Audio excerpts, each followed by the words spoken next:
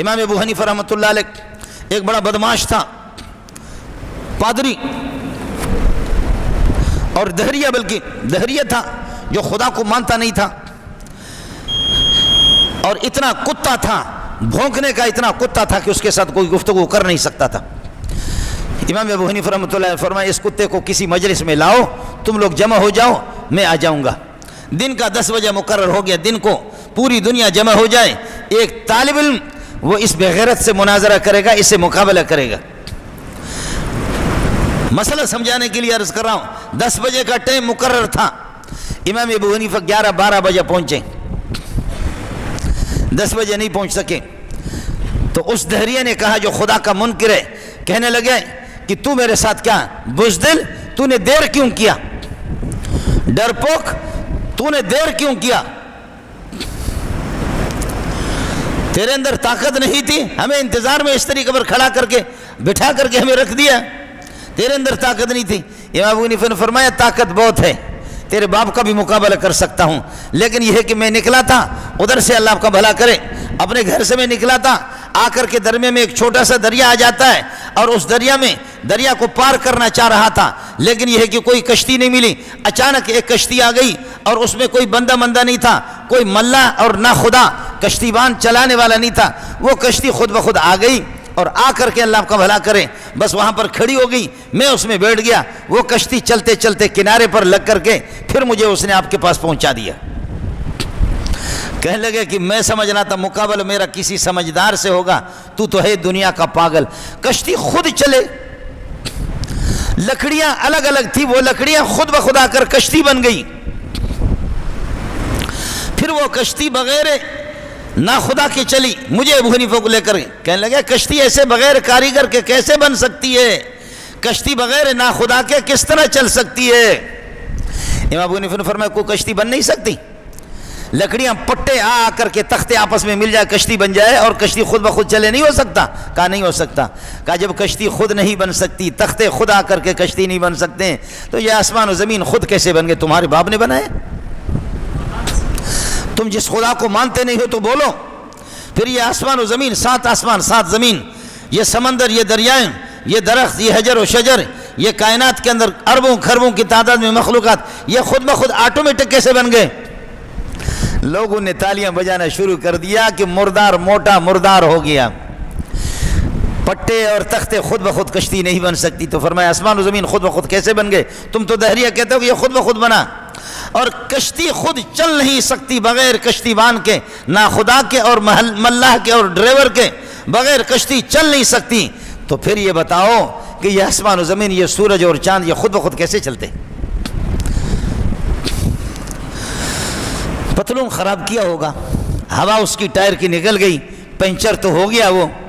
پھر کہنے لگے آپ کا خدا اس وقت آج کل کیا کر رہا ہے، اس وقت کیا کر رہا ہے؟ کہنے لگے تو بڑی کرسی پہ بیٹھا ہوا ہے، مجھے طالب علم کو 2 منٹ میری حوصلہ افزائی بھی ہو جائے، میں بھی اسی کرسی پر بیٹھ جاؤں، آپ کو پھر مسئلہ سمجھا دوں گا۔ وہ نیچے آ گیا موٹو بغیرت، وہ آ گیا نیچے، حضرت اوپر بیٹھ گئے، کہنے لگا اب بولو۔ کہا تمہارا خدا اس وقت کیا کر رہا؟ کہا یہی کر رہا، تیرے جیسے کو ذلیل کر کے نیچے بچھایا، مجھے اوپر بٹھائے،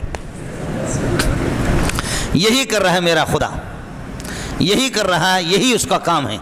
کہا کہ تیرا خدا ہے کہاں؟ تو دودھ منگایا، فرمایا اس دودھ میں گھی ہے، اس دودھ میں مکھن ہے یا نہیں ہے؟ کہا ہے۔ اس میں گھی ہے یا نہیں ہے؟ کہا ہے۔ تو یہ بتاؤ کہ مکھن گھی اس کے کس حصے میں؟ کہا کہ یہ تو میں نہیں بتا سکتا۔ فرمایا پوری کائنات میں اللہ داخل تو نہیں ہے، لیکن اللہ کی قدرت پوری کائنات میں ہے، جیسے اس پورے دودھ کے اندر گھی اور مکھن اس میں موجود ہے۔ میرے رب کی قدرت اس طریقے پر ہر چیز کی شامل حال ہے۔ اللہ کی قدرت کے بغیر کوئی پتا وہ ہل بھی نہیں سکتا، حرکت بھی نہیں کر سکتا، کوئی پتا بن نہیں سکتا، کوئی پودا اگ بھی نہیں سکتا زمین سے۔ یہ سب کچھ اگانے والے، سبزیوں کو، ترکاریوں کو، پھلوں کو، یہ سب کچھ چلانے والا اللہ کی ذات ہے۔ کہنے لگے کہ اللہ کا رخ کس طرف ہے، اللہ کا رخ کس طرف ہے؟ فرمایا سورج جس وقت طلوع ہوتا ہے، چاند جس وقت نمودار ہوتا ہے، اس کا رخ کس طرف ہوتا ہے؟ کہتے ہیں ہر طرف اس کا رخ ہوتا ہے۔ فرمایا میرے رب ہر طرف اس کے رخ ہے۔ یہ مخلوق کا جب یہ حال ہے، مخلوق کی روشنی جب سب کو یہ ہے کہ پوری زمین کو حاوی ہوتی ہے، تو اس طریقے اور میرے رب کی قدرت تو مخلوق ہے، وہ تو خالق ہے۔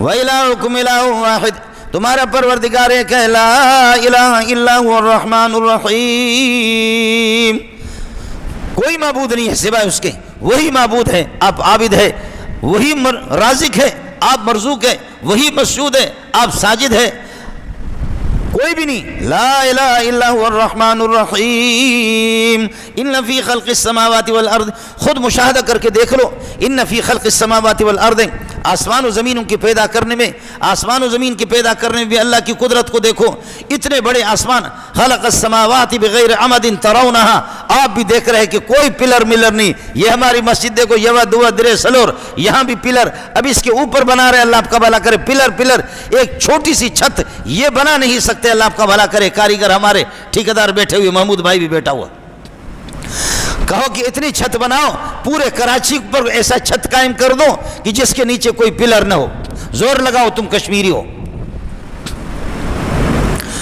اتنے بڑے آسمان بغیر پلروں کے اس نے کس طریقہ پر زمین کو، خلق السماوات والارض، زمین بھی اس نے پیدا کر دیا، زمین حرکت بھی نہیں کر رہی ہے، زمین کے نیچے اللہ آپ کا بھلا کریے کہ پانی ہے، پھر بھی زمین حرکت نہیں کر رہی، پہاڑوں کو اس میں میخ کے طور پر اور پلر کے طور پر ان کو گاڑ دیا، زمین کس طرح اس نے بنایا، درخت اس نے کس طرح بنایا، ان فی خلق السماوات والارض واختلاف اللیل والنہار، رات اور دن کے اختلاف کے آمد رات کو، رات ہے پھر چلی گئی تو دن آ گیا، یہ ایک دوسرے کے، خلق اللیل جعل اللیل والنہار خلفۃ لمن اراد ان یذکر، ابن عباس فرماتے ہیں رات دن ایک دوسرے کے خلیفہ ہیں، اگر رات کی تہجد آپ سے رہ گئی، نوافل آپ سے رہ گئے، تو دن میں شرمندہ ہو کر کے تہجد کی نیت سے 8 رکعت پڑھ لو، اللہ اس کو تہجد کے طور پر قبول کرے گا، دن رات کا خلیفہ ہے۔ پھر ایک دوسرے کے بعد آتے ہیں، رات اگر ہمیشہ راتیں رہی، سردی کی راتیں رہیں تو ٹھٹر جاؤ، تمہاری سبزیاں تم خود برف بن جاؤ انشاءاللہ، لیکن دن میں آ کر کے رات کی جو سردی لگتی ہے تو دن آ کر کے پھر یہ ہے کہ اس سردی کی تلافی بھی ہو جاتی ہے۔ یہ جو پھل ہے یہ سارے کے سارے یہ دن سے اللہ آپ کا بھلا کرے دھوپ سے یہ پکتے ہیں، ذائقہ ان میں تاروں سے آتا ہے، ذائقہ ان میں تاروں سے آ جاتا ہے، پکتے ہیں دھوپ سے، سورج سے، ذائقہ تاروں سے آتا ہے، اور اللہ کا رنگ ان میں چاند سے آتا ہے، سب کو سبحان اللہ۔ آپ کو تو پتہ نہیں ہے، ہم لوگ بلوچ لوگ ہیں، رہتے ہیں دریا کے پاس، آپ بھی حیران ہوں گے کہ اللہ آپ کا بھلا کرے جب چاند آتا ہے دریا کی کیفیت اور ہوتی ہے، چاند دوسرے تیسرے چوتھے دن میں بڑھتا ہے، دریا بھی بڑھتا ہے، چاند جیسے مست ہوتا ہے دریا بھی مست ہوتا ہے، چاند کہاں دریا سمندر کہاں؟ یہ ہمارا مسئلہ ہے، یہ ہمارے بلوچوں کا مسئلہ ہے۔ پٹھان تم اپنے کام سنبھالو، ہمارے کاموں میں مداخلت نہ کرو، تم اپنا کام سنبھالو کہ چاند سے کس طریقہ پر، چاند کی بڑھوتری سے، اس کے چھوٹے ہونے سے کس طریقہ پر سمندر کے اندر یہ تبدیلیاں کس طرح آ جاتی ہے۔ السلام علیکم جی دوستوں، آپ نے دیکھا اور سنا شیخ مولانا منظور مینگل صاحب کو کہ شیخ مولانا منظور مینگل صاحب کیا بیان فرما رہے تھے۔